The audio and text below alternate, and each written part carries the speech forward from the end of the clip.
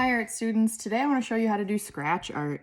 So this week you're trying out different things and I'm going to keep showing you some different stuff that you may or may not want to try out.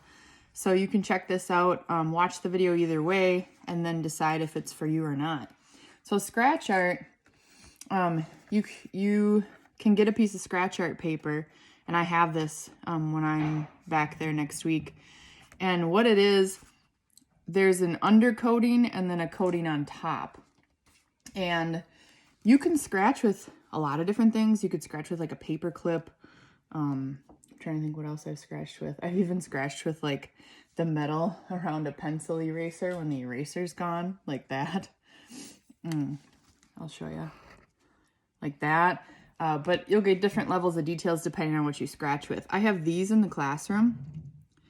Make sure it's where you can see it. Sorry, it's probably too close. And they have where you can use the tip and get fine scratches, or you can use the side and get wider scratches. So you can see underneath, this kind is white and on top is black. So scratch art, you want to first lay down a design. So if I've got my scratch art piece here, try not to touch it a lot either because then it doesn't scratch as well. But you can draw your own original design, or when you're learning, you could find a picture that you like. And on the back of this picture that I like, I can cover it in graphite. So let me grab some graphite here. Graphite just being pencil, right? But I can cover the whole back of this picture in graphite. And I'll go ahead and speed this up for you. All right, so I have the back of this all covered with graphite, kind of the more the better. And then what you want to do is put it graphite side down on your scratch art paper. And in case you get interrupted, you might want to put some pieces of tape on it so that it doesn't move on you.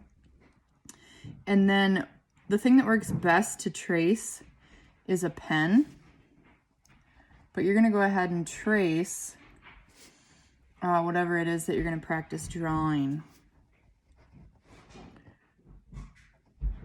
And I mean, you don't need to press really hard, but you do need to somewhat press down firmly so that it transfers onto your scratch art. I think you can see it there.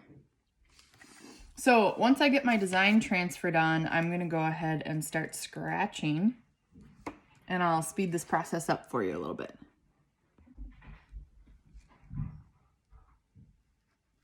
All right, I have my design all drawn out in pencil, and I'm going to start scratching now. And I have a few tips for you about scratch art. Scratch art looks the best if you have like 50-50, kind of 50% of it scratched off, 50% of it left black, because that creates really good contrast. Scratch art also looks really good with texture. So like scales, fur, feathers, rough tree bark texture, texture on rocks, because you can create really cool texture on scratch art. So 50-50 scratched to not scratched, and then lots of texture.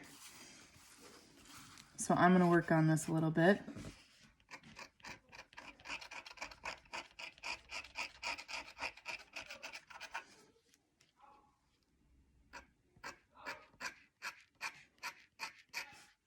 So this is going to look good with scratch art because of the feather direction, creating lots of texture.